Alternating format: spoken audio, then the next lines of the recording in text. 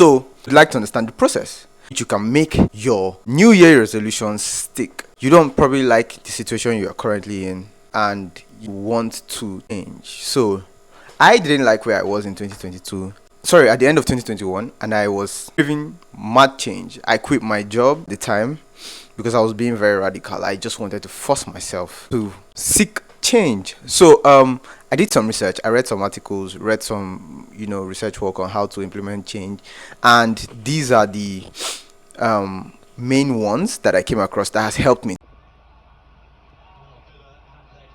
You are not keeping up with those things because you haven't defined it. I got this concept from Napoleon Hill. Napoleon Hill in Think and Grow Rich and Outwitting the Devil. It is very clear. For you to be successful, you need to have defined goals backed by a defined plan that would need defined actions. It sounds difficult, but it's pretty straightforward. Defined goals backed by a defined plan that requires defined actions. So, you have to have definite goals. What does that mean? Your goals have to be defined.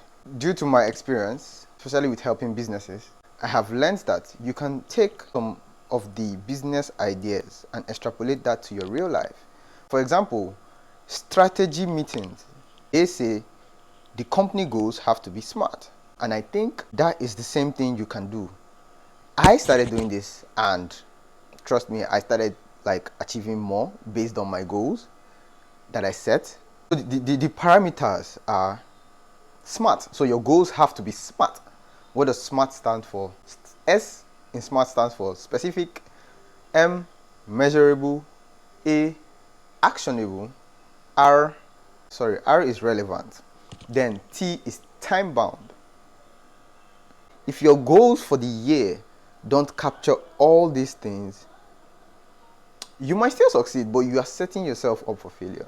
As opposed to saying, I want to lose weight. You say, I want to lose 7 kg within the first 2 quarters of the year. You know the amount of weight is specific. As I set that goal now, do you have any questions about what I'm trying to achieve? The what? So the goal is the what. I want to lose 7 kg in the first 2 quarters. When I put that kind of goal to you, it's specific. That is the way to do it. It needs to be specific. It needs to be measurable. I can measure 7 kg in the scale. I can measure $50 million if I want to raise that. I can measure 5k. If I say I want to be able to run 5k, which is like run non-stop for 45 minutes. This is measurable. You are not confused. You know what you want to achieve. It's not, oh, I want to start running. Running to do what? Oh, I want to start going to the gym. To do what? Oh, I want to start learning coding. Which coding do you want to learn? What are you talking? You want to get into tech? Which tech? You want to start a business? Which business? Selling what? Doing what? With which customers? You need to define that. If you say you want to read more this year, that's a goal, but you're going to set yourself up for failure. As opposed to saying you want to read more this year, you can make a commitment and say, I want to read 25 books this year, 25 self-development books, or 25 fictional books, whatever, all the parameters met. Now you're not confused. you know the what. So define the what. It's very, very key. The defined plan is, say for example, you want to lose 7 kg in the first 6 months of the year. Pick that for example. What is your plan? You start your plan. Means I will go on 10-minute runs 3 times a week. I will go to the gym 3 times a week. I will sign up with a trainer and I will follow a diet. That is an actual plan.